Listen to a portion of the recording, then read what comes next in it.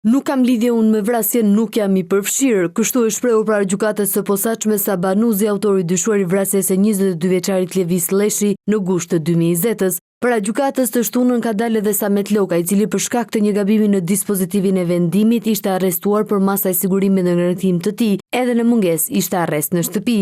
Gjykata e posaçme ka lënë të pandryshuar masat e sigurimit të dhëna në mungesë, arrest në burg për Sabanuzin, i cili dyshohet se për rrëmbimin dhe vrasjen e më pas zhdukjen e kufomës së 22 vjeçarit ishte paguar 50.000 euro, arrest në shtëpi për Samet Lokën, i cili dyshohet për pastrim parash. Për ngjarjen e rëndë, SPAK ka firmosur 4 urdhër arreste.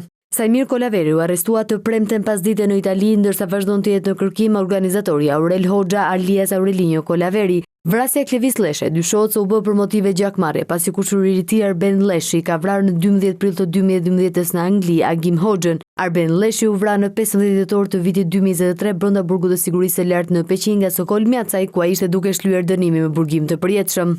Lëviz Lleshi u zhduk më 5 gusht të 2020-s kur ishte vetëm 22 vjeç në mes të qytetit të Borrelit pasi kishte dalë për të pirë kafe me disa miq të tij. 3 vite më pas, në shkurt të vitit 2023, erozioni nxorri në sipërfaqe disa eshtra të groposura në fshatin Shpërdet të Mamurrasit. Pas kryerjes së analizës së ADN-s, u zbulua se eshtrat i përkisin të riu të zhdukur. 22 vjeçari ishte i katërti në radhën e familjes së tij që dyshohet se u ekzekutua për gjakmarrje. Më herët nga radhët e familjes Lleshi janë vrarë Xhavit Lleshi, babai i Lëviz Lleshit. Ai u vra më 30 dhjetor të vitit 2013, 3 vite më vonë, në 15 maj të 2016-s u vra Heredin Lleshi. Xhaxhai i Lëvizit u ekzekutua në fshatin e lindjes në Burrel. Në vitin 2017 u mor peng Artan Lleshi, djali i xhaxhait të Lëviz Lleshit, dhe që prej asaj kohe nuk kam asnjë gjurmë prej tij.